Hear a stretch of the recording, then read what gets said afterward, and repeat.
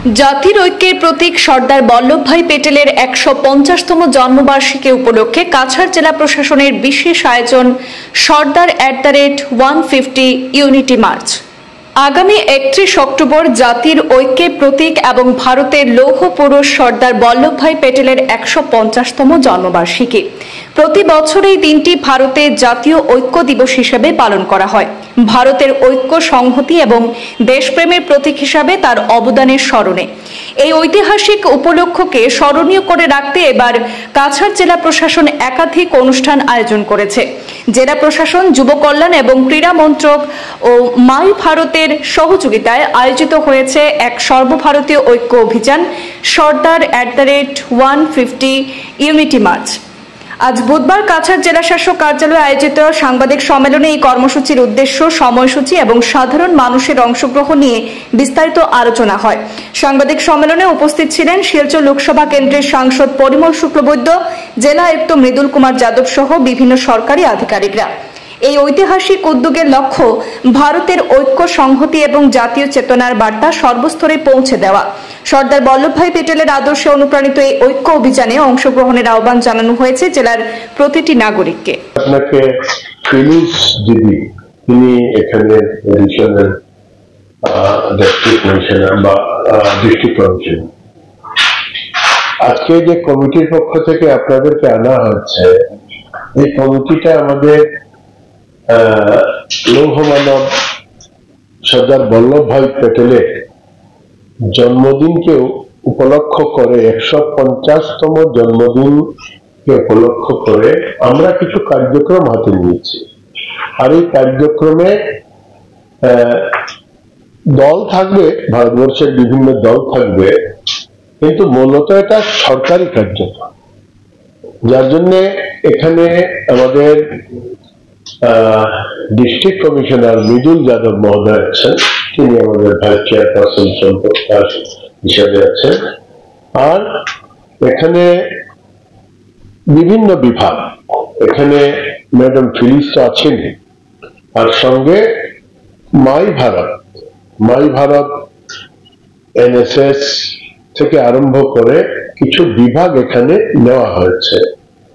সবাই মিলে আমরা ৩১ তারিখ আরম্ভ হবে, আর ৩১ অক্টোবর আরম্ভ হবে, 15 নভেম্বরের মধ্যে, 25 নভেম্বরের মধ্যে আমাদের জেলা স্তরের কার্যক্রম শেষ হবে। তারপর রাজ্যিক স্তরে আছে, তারপর কেন্দ্রীয় স্তরেও আছে।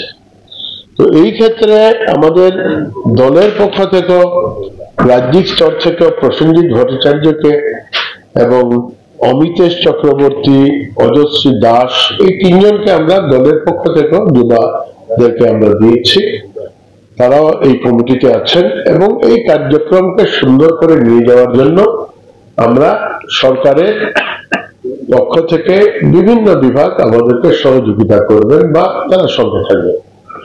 এই ক্ষেত্রে একটা ছোট্ট আমরা কি করতে যাচ্ছি, এই ব্যাপারে একটা ছোট্ট ভিডিও ক্লিপস আছে, আপনারা দেখার পরে আমরা বাকি কথাগুলোতে আসছি। এটার সমাপন হবে স্ট্যাচু অফ ইউনিটি, ওইখানে গিয়ে। স্ট্যাচু অফ ইউনিটি কেন শেষ হবে এটাও আপনাদের জানা আছে যে ভারতবর্ষের প্রত্যেক গ্রাম থেকে কৃষকদের ব্যবহৃত লাঙল, কোদাল ইত্যাদি থেকে সংগৃহীত যে আয়রন, এই আয়রন দিয়ে স্ট্যাচু অফ ইউনিটি বানানো হয়েছে। ভারতবর্ষ একাকার হয়ে গিয়েছে স্ট্যাচু অফ ইউনিটির মধ্যে। যেখানে স্ট্যাচুটা বানানো হয়েছিল ওই সময় আমরা ছিলাম মানে আমাদের এখান থেকেও আসামের দায়িত্বে আমি ছিলাম। এটার মূল কারণ হলো, আপনারা 150 বছরের এই উনার 150 বছর আজ পূর্ণ হবে 31 সালে।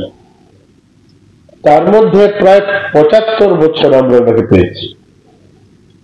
75 বছরের মধ্যে আমরা লক্ষ্য করেছি যে মানুষটির জীবনযাত্রা, আমরা লক্ষ্য করেছি মেধাবী ছাত্র, আমরা লক্ষ্য করেছি তিনি আইনজীবী, আমরা লক্ষ্য করেছি ভারতবর্ষের প্রথম তিনি উপ প্রধানমন্ত্রী এবং হোম মিনিস্টার। আমরা এটাও লক্ষ্য করেছি, এখানে বলা হয়েছে 562টা স্বদেশী রাজ্যকে একত্রিত করে। ইংরেজ যাওয়ার আগে তারাও চেষ্টা করেছে যে কিভাবে আমরা শান্তিতে থাকতে পারি। দেশকে দ্বিখণ্ডিত করেছে, দেশকে দ্বিখণ্ডিত করেও যদিও স্বাধীনতা দিয়েছে, কিন্তু স্বাধীনতার ক্ষেত্রে আমরা লক্ষ্য করেছি যে এখানে ছোট বড় মিলিয়ে, যেমন জুনাগড়, জম্মু কাশ্মীর, হায়দ্রাবাদ ইত্যাদি ইত্যাদি মিলে 562টা রাজ্য আছে। তো রাজ্য যদি রাজা থাকে, রাজ্য যদি সেনাপতি থাকে, এখানে গণতন্ত্র কি করে আসে? একা বলতে গেলে একা আমাদের লৌহ মানব, তিনি একা এই সমস্তকে একত্রিত করার শুধু স্বপ্ন নয়, উনি থাকাকালীন সময়ে বাস্তবে রূপায়িত করলেন। সমগ্র ভারতবর্ষ মানে পরিক্রমণ করে বা পরিক্রমা করে তিনি এই সবগুলো রাষ্ট্রকে একত্রিত করে। আর আপনারা জানেন যে আমাদের ডক্টর আম্বেদকর, তিনি আমাদের সংবিধানের প্রণেতা। আম্বেদকরের নাম এখানে নিয়ে আসার জন্য ওনাকে এটা প্রণয়ন করার জন্য তদানীন্তন সময়ের যারা রাজনীতি ছিলেন সবাইকে তিনি যথেষ্ট ভাবে অনুপ্রাণিত করেছেন এবং নিয়ে এসছেন। আমরা এক সুন্দর কনস্টিটিউশন, বিশ্বের মধ্যে সবচেয়ে শক্তিশালী কনস্টিটিউশন আমরা পেয়েছি, সংবিধান আমরা পেয়েছি। কিন্তু যদি তিনি ওই 562টা রাজ্যকে, দেশীয় রাজ্যকে একত্রিত না করতেন, কনস্টিটিউশন কোথায়? ভারতবর্ষের একত্রিত করার আপনারা একবার যদি ভাবেন, আপনারা বুঝতে পারেন, আমরাও বুঝতে পারি, সবাই মিলেই ভারতবর্ষের মানুষ আমরা জানি, প্রায় 10,000 বিভিন্ন ধরনের ল্যাঙ্গুয়েজে লোকে কথা বলে, কলোকিয়াল ল্যাঙ্গুয়েজ যে আমরা বলি, তার মধ্যে 270 মাতৃভাষা আছে। মাত্র 22টা ভাষা আজকের দিনে আমরা ন্যাশনাল ল্যাঙ্গুয়েজ হিসাবে রিকগনাইজেশন পেয়েছি। এত বড় ভাষাভাষী, বিভিন্ন সংস্কৃতির সম্পন্ন বা সমৃদ্ধ এই ভারতবর্ষ, এটাকে এক করে কনস্টিটিউশনের মাধ্যমে এই দেশকে পরিচালনা করার ব্যবস্থার পেছনে যিনি নেপথ্যের নায়ক ছিলেন, তিনি আমাদের বল্লভভাই প্যাটেল। সর্দার বল্লভভাই প্যাটেলের প্রকৃত অর্থে মূল্যায়ন যতটা হওয়া উচিত ছিল ভারতবর্ষে, ততটা হয়নি। আমাদের আজকের দিনের প্রধানমন্ত্রী শ্রদ্ধার নরেন্দ্র দামোদর দাস মোদীজি আসার পরে 14-31 তারিখে ঘোষণা করলেন যে এটা আমরা ওই দিন থেকে আমরা জানলাম যে রান ফর ইউনিটি একটা কথা আরম্ভ করে একতা দিবস হিসাবে ঘোষণা করে, যাতে ভারতবর্ষের এই 31 ডিসেম্বর থেকে আজ পর্যন্ত এটাকে আমরা একতা দিবস হিসেবে আমরা নিয়ে যাচ্ছি। বিভিন্ন এই যে আপনারা দেখছেন বিভিন্ন ধরনের কার্যক্রমের মাধ্যমে, যাতে আমাদের ভারতবর্ষের মানুষ সর্দার বল্লভভাই প্যাটেলকেও জানতে পারে, প্রথম কথা। দ্বিতীয় কথা, ভারতবর্ষ স্বাধীন হওয়ার পরে আমাদের পূর্বজরা যে স্বপ্ন দেখেছিলেন যে আমরা সবাই এক সমৃদ্ধ ভারত, এক সম্পদশালী ভারত, এক ভারত, শ্রেষ্ঠ ভারত, আত্মনির্ভর ভারত হিসাবে আমরা এটাকে তৈরি করব। এই যে স্বপ্ন, এই স্বপ্ন 14 ইংরেজির থেকে লোকের কাছে পৌঁছানোর চেষ্টা চলছে, যাওয়ার চেষ্টা করব। আর এই কথাকে সামনে রেখে বিভিন্ন বিভাগ এখানে এসছে, আর আমরা বিভাগের সঙ্গে কিছু কার্যক্রম নিয়েছি, যেমন এসে কম্পিটিশন থাকবে, দৌড় থাকবে, ঠিক এইভাবে আপনারা দেখলেন কিছুক্ষণ আগে যে কিছু কার্যক্রমের মাধ্যমে আমরা জনসাধারণের কাছে পৌঁছবো। আর আপনাদেরকে আমরা আজকে কষ্ট দিয়ে রেখেছি এই জন্য যে আপনাদের মাধ্যমেও যাতে আমরা একটা প্রেস রিলিজ আপনাদের কাছে দিয়েছি, যে আপনাদের মাধ্যমেও যাতে সমাজ জাগ্রত হয়। এখানে যেমন স্বদেশী স্টল থাকবে, ঠিক তেমনি করে নেশা মুক্তিরও কিছু কার্যক্রম থাকবে, এখানে স্ট্রিট ড্রামা থাকবে, ব্যাপারটা হচ্ছে আজকের দিনে ভারতবর্ষ যেভাবে কোনো না কোনো জায়গায় আমরা দেখছি নেশা ক্ষয় হচ্ছে, দেশে শেষ হচ্ছে দেশ, এটাকে যদি আমরা সঠিকভাবে বা যদি আমরা সমাজকে বুঝাতে না পারি তাহলে এক ভারত শ্রেষ্ঠ ভারত হওয়া সম্ভব নয়, সমৃদ্ধশালী ভারত হওয়া সম্ভব নয়।